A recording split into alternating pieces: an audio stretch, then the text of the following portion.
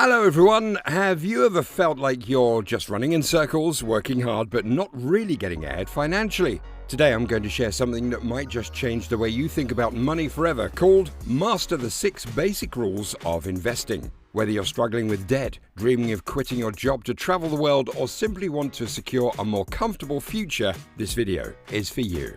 What if I told you that the rules of money we've all been taught are, in many ways, outdated and designed to keep you working for someone else's dream? Today, we're breaking down those myths and uncovering the secrets that the wealthy use to grow their fortunes. This isn't just about earning money, it's about making your money work for you. I'll take you through the powerful strategies and mindset shifts that have helped not only myself, but many others achieve financial independence. From understanding what a financial statement really tells you to learning how to play the game of cash flow, we're diving deep. And I'll share a personal story that might just make you rethink everything you thought you knew about achieving financial success.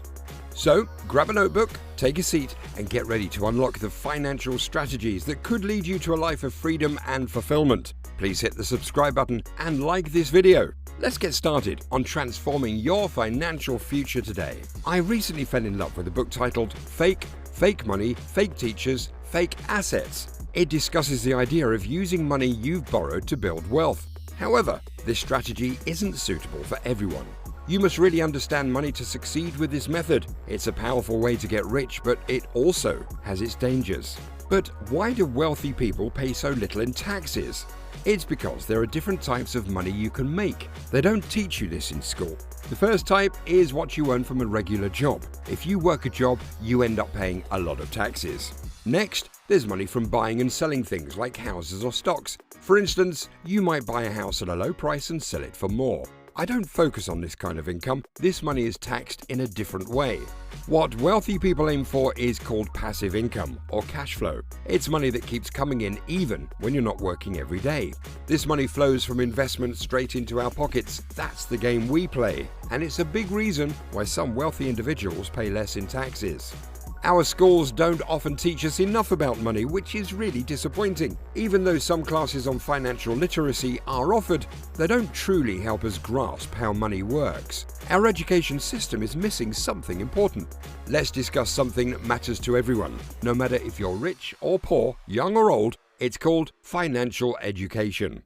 Sadly, our schools don't teach us how to manage money. Moreover, the job market is rapidly changing. New technologies like artificial intelligence and self-driving cars are making many jobs obsolete. So why spend years in school when you might end up with fewer job opportunities and higher taxes? Taxes keep going up because governments need to pay huge debts, and they do this by taxing us more.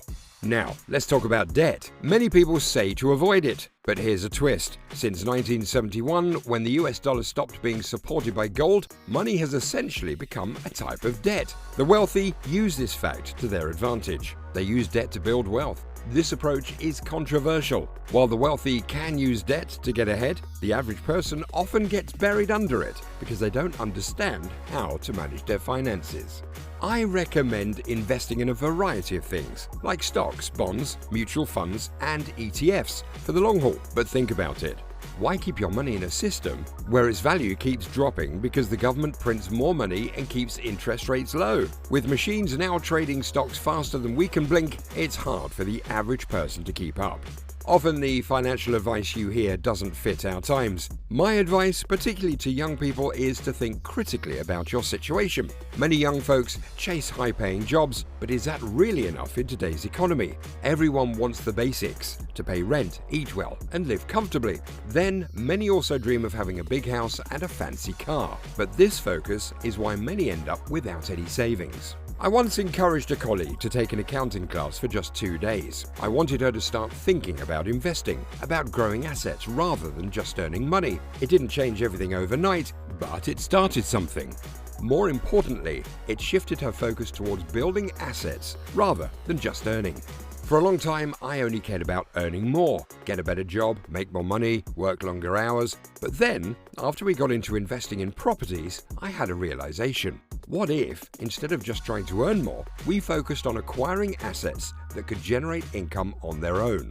That shift in how we thought about money was a huge change. I stopped focusing so much on just making money and began to build assets instead. This is the heart of what we call cash flow.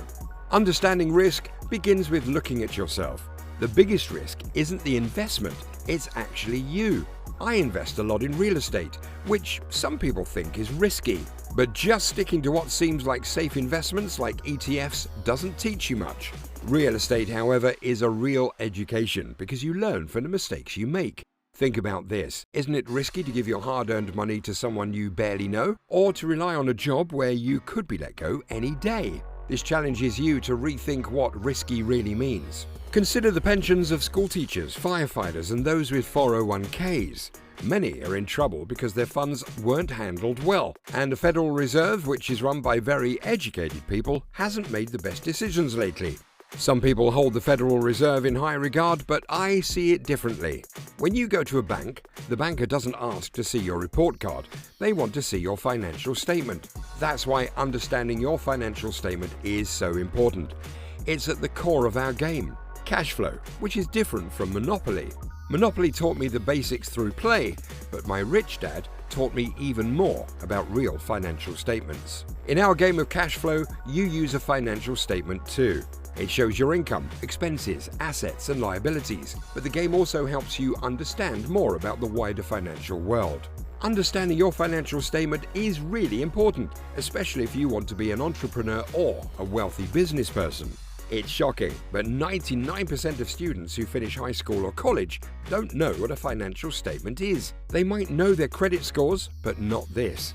When a banker asks for your financial statement, they're checking to see if you understand money. So why do schools leave students unprepared financially? Let's consider this. Someone might have a Master of Arts degree. Did they learn how to make money in school? No. What if they studied something like Greek mythology? Again, they've learned nothing about managing money. It's no surprise that many young people chase high-paying jobs without the financial knowledge to really support their careers. And what about those who specialize in technology? Do they learn about managing or building assets? Not really. Even if you're a tech whiz, you might not know the first thing about assets. When a banker looks at your financial statement, they're really taking a financial snapshot of you. If it's not impressive, it shows a lack of financial knowledge. This is why playing the cash flow game is so important. It teaches you what bankers, business people, and entrepreneurs think is important. It's not just about making more money, it's about understanding and growing your assets, which are key for financial security and growth. If you're not good at creating assets or growing your income, maybe entrepreneurship isn't for you. Perhaps a regular job is a better fit. It's concerning that so many young people graduate with huge student loans, but don't have the basic financial understanding. They know a lot about debt, but nothing about assets or how to increase their wealth. That's really risky. Often people need to find knowledge outside of school. It's surprising that the education system, which should prepare you for the future, often just leaves you ready to be an employee, not a business owner. This is where you really need to learn. If you want to increase your income or acquire assets, you need teachers who really know what they're talking about. Relying on educators who don't understand these things is very risky. Many traditional advisors just tell you to give them your money, which is incredibly risky. I often say that only lazy people use their own money because using other people's money, raising capital, takes more intelligence and creativity. Ever since I was young, my mentor taught me to never say I can't afford it. Instead, he encouraged me to figure out how to make it possible. I've started many projects without any initial funds. This limitation made me more creative, pushed me to learn, and to talk with successful people about their strategies. I've learned I don't need to have money to make money. Whenever I need funds, I find ways to raise them. This approach has kept me financially active and always learning. This proactive approach to finance has not just changed my life, it has the potential to change yours too. The world of finance is not just about saving money, it's about making money work for you. This is the essence of financial freedom. You don't need to be born wealthy or inherit a fortune to achieve financial success. What you need is the right knowledge, the right mindset, and the willingness to take action. Let's break down the barriers of traditional thinking about money. Instead of working for money, let money work for you. Imagine a life where your assets generate enough income to cover all of your expenses. That's the goal of financial independence. It means your time is your own. You work because you choose to, not because you have to.